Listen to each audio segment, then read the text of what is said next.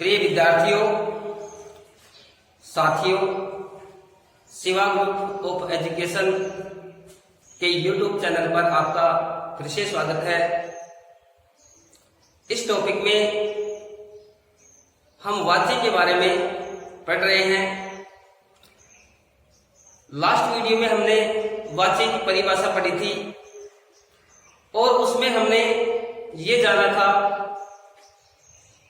कि वाक्य में क्रिया पर प्रभाव कभी कर्ता का होता है तो कभी कर्म का होता है तो कभी भाव का होता है। प्रभाव का मतलब यह है कि वाक्य में क्रिया का लिंग और वचन कभी कर्ता के लिंग और वचन के अनुसार आता है, कभी कर्म के अनुसार आता है और कभी भाव के अनुसार क्रिया का लिंग और वचन आता है। तो इसे जानने की जो प्रक्रिया है, इस प्रक्रिया को हम वाच्य कहते हैं।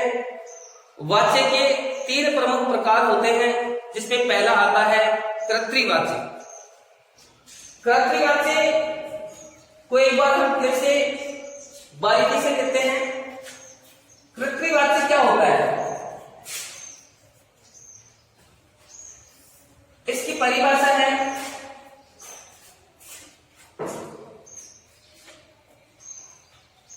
वाक्य में क्रिया के लिंग व वचन पर जब वाक्य में क्रिया के लिंग व वचन पर जब कर्ता का प्रभाव पाया जाता है, प्रभाव पाया जाता है, तो वह कर्तृवाच्य होता है।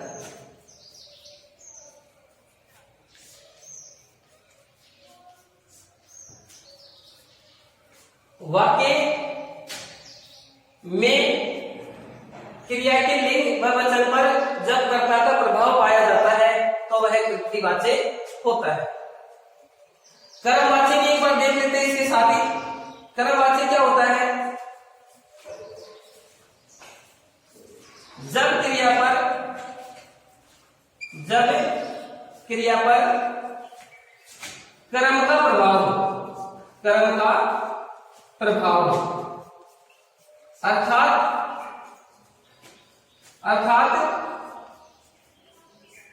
जब क्रिया का लिंग व वचन कर्म से प्रभावित हो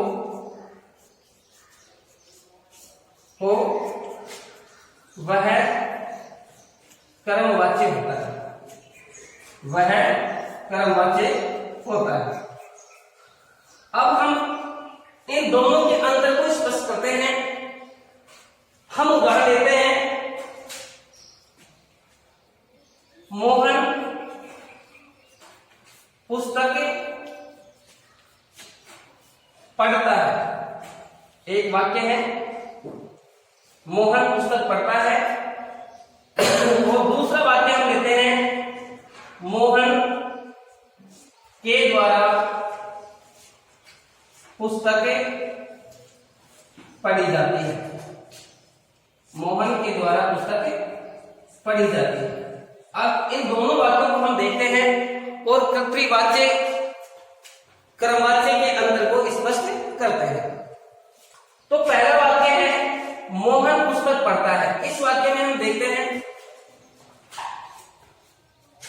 इस वाक्य का कर्ता जो है पुल्लिंग है मोहन, कर्म है पुस्तक जो स्त्रीलिंग है, और क्रिया है जो पुल्लिंग में आ रही है पढ़ता है, क्योंकि स्त्रीलिंग में क्रिया का रूप होता है पढ़ती, स्त्रीलिंग में क्रिया का रूप होता है पढ़ती है। कर्म स्त्रीलिंग में आ रहा है, लेकिन फिर भी कर्म स्त्रीलिंग में है, पुस्तक स्त्रीलिंग होता है, पेन पुल्लिंग होता है। तो पुस्तक स्त्रीलिंग होते हुए भी क्रिया पुल्लिंग में आ रही है। इसका मतलब ये जो क्रिया पढ़ता है ये कर्म से प्रभावित नहीं है। अगर यह कर्म से प्रभावित होती क्रिया तो पुस्तक स्त्रीलिंग है तो क्रिया भी स्त्रीलिंग में आती, पढ़ती है आती, और पढ़ती आती तो ये वाक्य है गलत हो जाता। मोहन पुस्तक पढ़ती है, अब ये वाक्य गलत है। तो ये पढ़ती क्यों नहीं आया? इसलिए नहीं आया क्योंकि इस क्रिया के ऊपर कर्म का प्रभाव नहीं होकर के कर्ता का प्रभाव है, और कर्ता इसमें पुल्लिंग है मोहन, तो मोहन पुल्लिंग है तो क्रिया जो है जो पुल्लिंग में आ रही है पढ़ता है। इसका मतलब ये जो वाक्य है यह कर्तृवाच्य है। कर्तृवाच्य क्या होता है कि क्रिया का लिंग और वचन जब कर्ता के अनुसार आए, क्रिया का लिंग और वचन जब कर्ता के अनुसार आए, तो यहाँ जो क्रिया पढ़ता है इसका लिंग और वचन मोहन के अनुसार आ रहा है क्योंकि मोहन पुल्लिंग है और क्रिया भी पुल्लिंग में आ रही है। ये कर्म के अनुसार नहीं आ रहा है क्योंकि कर्म इसमें पुस्तक है और पुस्तक स्त्रीलिंग होता है, लेकिन फिर भी क्रिया पढ़ता है पुल्लिंग में आ रही है। पुस्तक के अनुसार आता तो ये पढ़ती आता और पढ़ती आता तो ये वाक्य गलत हो जाता। अब ये वाक्य देखिए, ये वाक्य मैं कह सकता हूं कि ये क्रमवाच्य है। अब ये क्रमवाच्य कैसे है इसको हम देखते हैं। क्रमवाच्य की परिभाषा में क्या पढ़ी कि जब क्रिया पर कर्म का प्रभाव हो, अर्थात जब क्रिया का लिंग और वचन कर्म से प्रभावित हो वह क्रमवाच्य होता है। कर्म से प्रभावित है क्रिया भी कर्म के अनुसार आएगी, कर्म का जो लिंग और वचन है उसके आधार पर क्रिया है। तो देखेंगे हम मोहन के द्वारा पुस्तक पढ़ी जाती है। अब यहां पर देखना मोहन करता है, मोहन इसमें करता है और पुल्लिंग है, पुस्तक है जो कर्म है और ये स्त्रीलिंग है। क्रिया पढ़ी जाती है, पढ़ी जाती है जो है ये स्त्रीलिंग में है क्रिया, क्योंकि पुल्लिंग में होता है पढ़ा जाता है, तो ये स्त्रीलिंग में है। अब इस वाक्य में कर्ता जो है मोहन ये पुल्लिंग में है, लेकिन क्रिया आ रही है स्त्रीलिंग। इसका मतलब इस पढ़ी जाती है क्रिया के ऊपर पुल्लिंग कर्ता मोहन का प्रभाव नहीं है। ये पढ़ी जाती है क्यों आ रही है क्रिया स्त्रीलिंग में, क्यों आ रही है? क्योंकि यहाँ कर्म स्त्रीलिंग है और कर्म है यहाँ पुस्तक, तो पुस्तक स्त्रीलिंग है तो क्रिया आ रही है पढ़ी जाती है।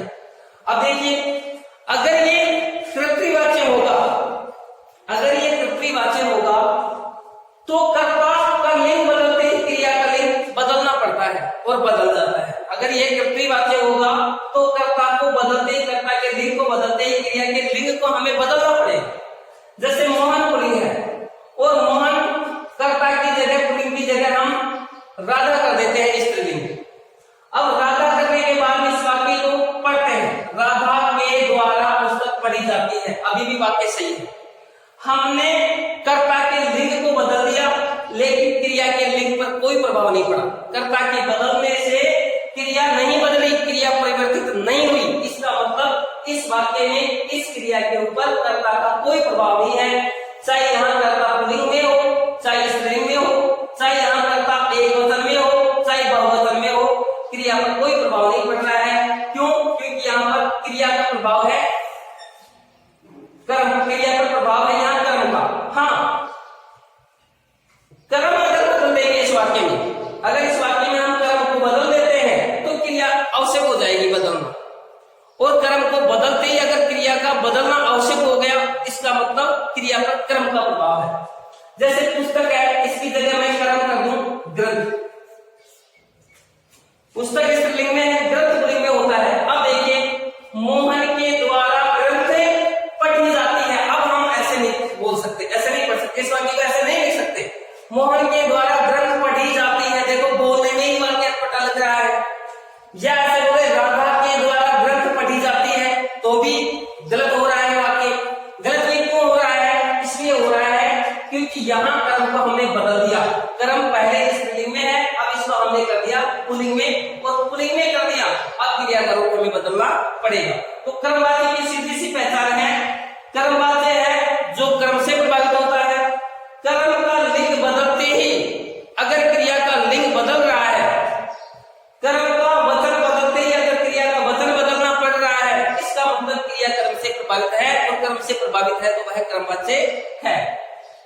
कर्ता का प्रभाव कर्मवाच्य में नहीं होता है। कर्ता को चाहे हम पुल्लिंग में रखें चाहे हम स्त्रीलिंग में रखें, क्रिया नहीं बदलेगी। अब देखिए इस वाक्य को हमने पढ़ा था, ये वाक्य जो है ये कर्तृवाच्य है। कर्तृवाच्य कर्ता के बदलते ही क्रिया का रूप बदल जाएगा। जैसे मोहन है, अब यहां पर हम राधा करते हैं, राधा पुस्तक पढ़ता है, ये वाक्य गलत हो गया। लिंग कर्ता के लिंग को बदलते ही हमें क्रिया का लिंग बदलना पड़ रहा है। इसका मतलब ये जो क्रिया है ये कर्ता से प्रभावित हो रही है, और क्रिया अगर कर्ता से प्रभावित हो रही है तो हम कह सकते हैं कि यह कर्तृवाच्य है। जैसे बालक पुस्तक पढ़ता है। अब इस वाक्य को हमें ये पहचानना है कि ये कर्तृवाच्य है या कर्मवाच्य है। इसको हमें पहचानेंगे कि ये वाक्य कर्तृवाच्य है या कर्मवाच्य है। तो कर्तृवाच्य है, इसको पहचानने के लिए हमें क्या करना है? इसको पहचानने के लिए हमें कर्ता को बदलना पड़ेगा। कर्ता को हम बदल करके देखेंगे, कर्ता का लिंग या वचन इनमें से कोई एक हम बदल करके देखेंगे, और ये बदलते ही क्रिया बदल रही है या बदल जाती है तो यह कर्तृवाच्य होगा। बालक है, इसको हम स्त्रीलिंग में कर देते हैं बालिका, और बालिका पुस्तक और अब क्रिया क्या हो जाएगी? पढ़ती है। अब यहां पर क्रिया क्या हो गई? पढ़ती है स्त्रीलिंग में आ गई, और यहां पर बालक पुल्लिंग था करता, तो क्रिया किसमें थी? पढ़ता है पुल्लिंग में थी। इसका मतलब ये जो क्रियाएं हैं ये कर्ता से प्रभावित हो रही हैं, और जिन वाक्यों में क्रियाएं कर्ता से प्रभावित होती हैं वे वाक्य कर्तृवाच्य के होते हैं, और जिन वाक्यों में क्रियाएं कर्म से प्रभावित होती हैं तो वे वाक्य क्रमवाच्य होते हैं। अब एक और क्रमवाच्य का हम एक और उदाहरण लेते हैं।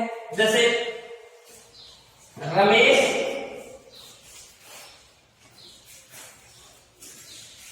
के द्वारा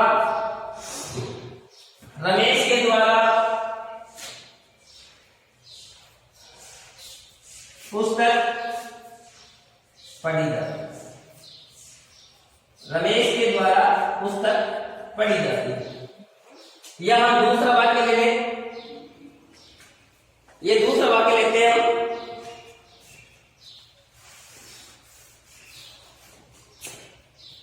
जैसे सरला के द्वारा पत्र लिखा जाता है। सरला के द्वारा पत्र लिखा जाता है। इस वाक्य को हम देखते हैं, यह वाक्य कर्तृवाच्य है या कर्मवाच्य? तो कर्तृवाच्य और कर्मवाच्य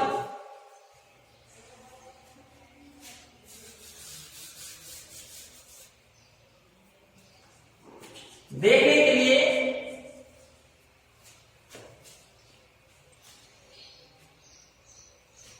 ये वाक्य कर्तृवाच्य है या कर्मवाच्य, इसको देखने के लिए क्या करेंगे हम? पहले हम कर्ता का लिंग बदल करके देख लेते हैं। जैसे कर्ता इसमें सरला, तो सरला की जगह हम पुल्लिंग में कोई भी शब्द लिख देते हैं। जैसे सरला की जगह हम मोहित कर देते हैं। जैसे मोहित के द्वारा पत्र लिखा जाता है। अब इसका लिंग बदला हमने कर्ता का, तो भी क्रिया परिवर्तित नहीं हुई। इसका मतलब क्रिया पर कर्ता का प्रभाव तो है नहीं। कर्ता का प्रभाव नहीं है तो यह कर्तृवाच्य नहीं है। अब हम कर्म को बदल करके देख लेते हैं। पत्र की जगह हम स्त्रीलिंग वाला कोई शब्द लिख देते हैं। जैसे पत्र पुल्लिंग में होता है, अब हम यहां पर स्त्रीलिंग वाला शब्द दे देते हैं। अब पढ़ते हैं। अब कर्ता का कर्म का लिंग बदलते ही अगर क्रिया बदलनी पड़ गई, यह क्रिया बदल गई, तो हम समझ लेंगे क्रिया पर कर्म का प्रभाव है और वह कर्मवाच्य है। सरला के द्वारा कविता लिखा जाता है, वाक्य गलत हो गया। अर्थात कर्म का लिंग बदलते ही ये क्रिया है ये नहीं रहेगी, इसका रूप हमें बदलना पड़ेगा। और ये क्या हो जाएगा? लिखा जाता है की जगह क्रिया स्त्रीलिंग में आ जाएगी, लिखी जाती है। तो ये लिखी जाती है क्यों आया? कर्ता तो सर्वा जो है ये स्त्रीलिंग ही है, पहले भी स्त्रीलिंग थी, पहले भी स्त्रीलिंग शब्द था कर्ता, तब लिखा जाता है। और अब जो है जो पत्र की जगह हमने ये जो कर्म है पत्र, इसकी जगह हमने स्त्रीलिंग कविता कर दी, तो अब ये क्रिया का रूप हो गया लिखी जाती है। इसका मतलब ये जो है ये क्रमवाच्य का है। अब वैसे इनके और कुछ बातें हैं वाच्य से संबंधित जो हमें ध्यान रखनी चाहिए। तो एक बात तो क्या है कि कर्तृवाच्य जो होता है वह सक्रामक भी हो सकता है और अकर्मक भी हो सकता है। अर्थात कर्तृवाच्य वाले वाक्य में कर्म आ भी सकता है और नहीं भी आ सकता। क्यों? क्योंकि कर्तृवाच्य जो होते हैं ये कर्ता से प्रभावित होते हैं, तो कर्म का महत्व नहीं है कर्म आए या न आए, कर्ता होना चाहिए। कर्तृवाच्य वाक्य अर्थात जिन वाक्य में कर्तृवाच्य होता है सक्रामक भी हो सकते हैं, सक्रामक भी हो सकते हैं और अकर्मक भी और अकर्मक। एक बात। दूसरी बात, कर्मवाच्य केवल सकर्मक ही होंगे, सकर्मक ही होंगे। क्यों? क्योंकि कर्मवाच्य की परिभाषा क्या है? क्रियाक्रम से प्रभावित होती है, तो वाक्य में कर्म का होना जरूरी है।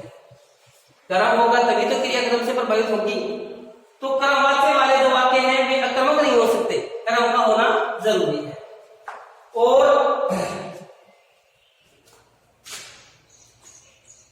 कर्मवाच्य को पहचानने का एक तरीका और भी है कि जब कर्ता के साथ करण कारक की जो विभक्तियां हैं से या के द्वारा, उनमें से कोई एक विभक्ति अगर आ जाती है और उस वाक्य में कर्म भी होता है तो वह वाक्य कर्मवाच्य में आता है। दोबारा से हम ध्यान देंगे कि कर्ता के साथ, जैसे यहां ये कर्ता है सर्वा, इसके साथ करण कारक की विभक्तियां होती है, एक तो से और एक के द्वारा। तो चाहे से आ जाए चाहे के द्वारा आ जाए, इन दोनों में से यहां एक आ जाना चाहिए। तो ये आ गया कर्ता के साथ के द्वारा आ गया, से नहीं आया के द्वारा आ गया, किसी वाक्य में के द्वारा नहीं आता है, से आता है, दोनों में से कोई सा भी है। और उस वाक्य में अगर कर्म भी आता है तो वह वाक्य क्रमवाच्य में होगा। तो ये वाक्य इस वाक्य में देखा, इस वाक्य में कर्ता के साथ कर्ण कारक की विभक्ति भी आ रही है और इसमें कर्म भी है, तो ये वाक्य कर्मवाच्य है। ये इसको पहचानने का तरीका है। जैसे और देखें, सरिता से गाना गाया जाता है। अब मैं कह रहा हूं ये वाक्य कर्मवाच्य है। अब इसको परिभाषा के आधार पर हम परखेंगे कि कर्मवाच्य है या नहीं है। तो परिभाषा के आधार पर परखने का सीधा सा तरीका ही है कि कर्ता को बदल करके देख लेते हैं, कर्ता के लिंग को। तो कर्ता के लिंग को बदलते ही अगर क्रिया का लिंग बदल गया तो कर्तृवाच्य है, और कर्ता का लिंग बदला, हमने वचन बदला, लेकिन क्रिया पर कोई प्रभाव नहीं पड़ रहा है, तो सीधी सी बात है कि यह क्रिया कर्ता से प्रभावित नहीं है, फिर ये कर्म से प्रभावित होगी और यह कर्मवाच्य होगा। इनमें कर्मवाच्य में कई बार ऐसे वाक्य आ जाते हैं और उनमें थोड़ा सा हमें कंफ्यूजन हो जाता है। तो देखना, जैसे उससे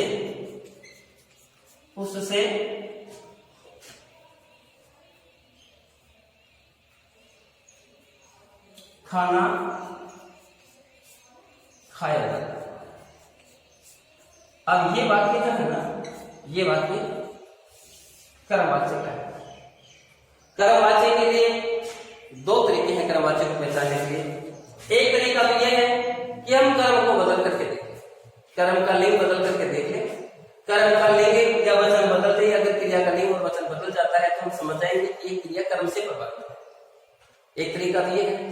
दूसरा तरीका ये है कि कर्ता के साथ, किसी वाक्य में कर्ता के साथ अगर से या के द्वारा में से कोई एक विभक्ति आ जाती है और उस वाक्य में अगर कर्म भी होता है तो वह कर्मवाच्य होगा।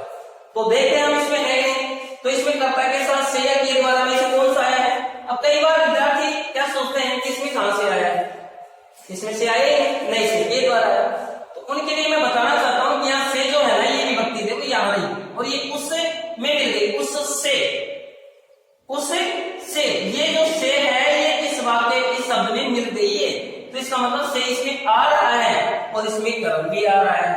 तो से या के द्वारा में से कोई एक शब्द आ जाए तो से आ गया और कर्म भी आ गया, तो ये कर्मवाच्य है। उससे खाना खाया जाता है।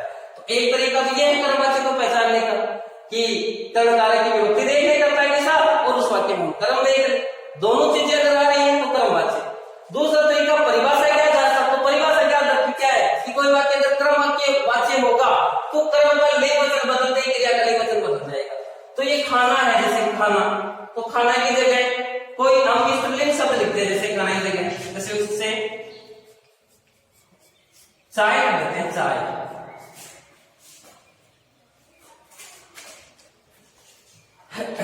सॉरी, दूसरा वाक्य लिखते हैं।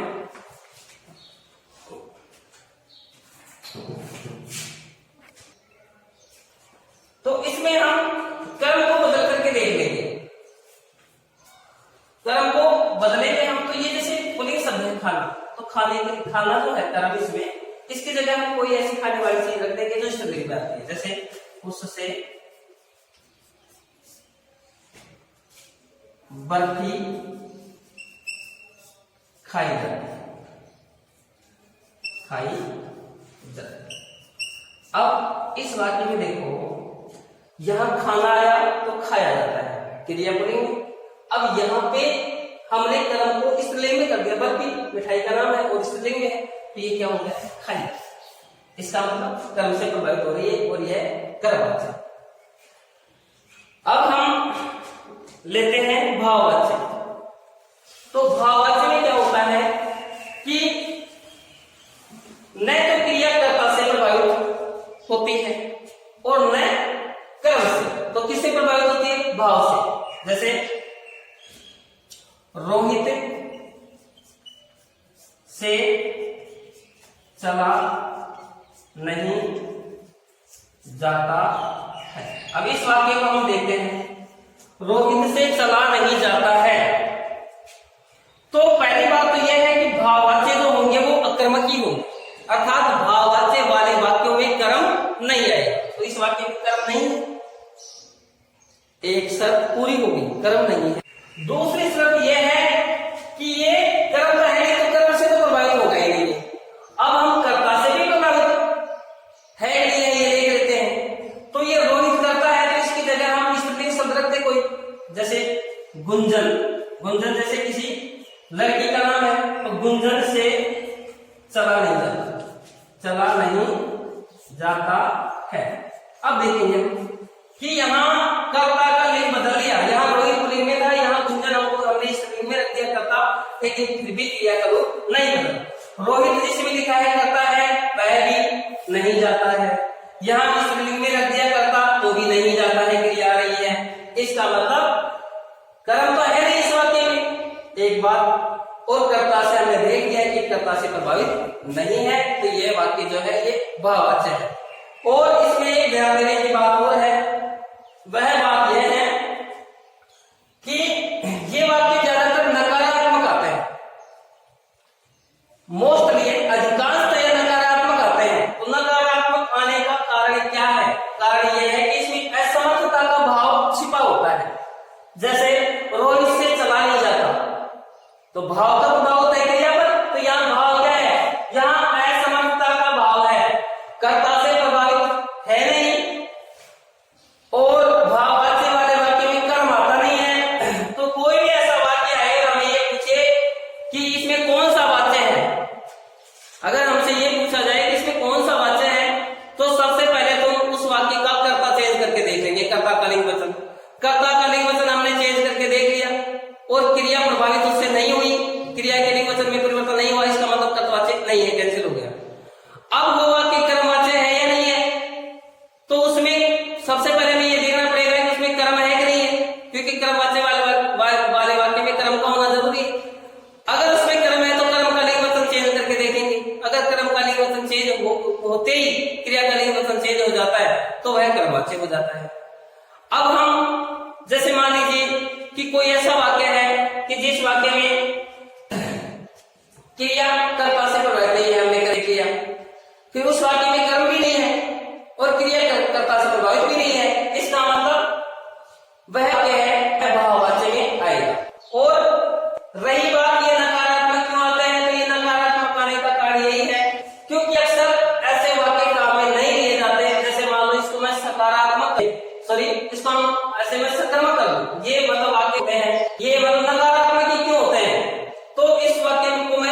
बना लेता हूं।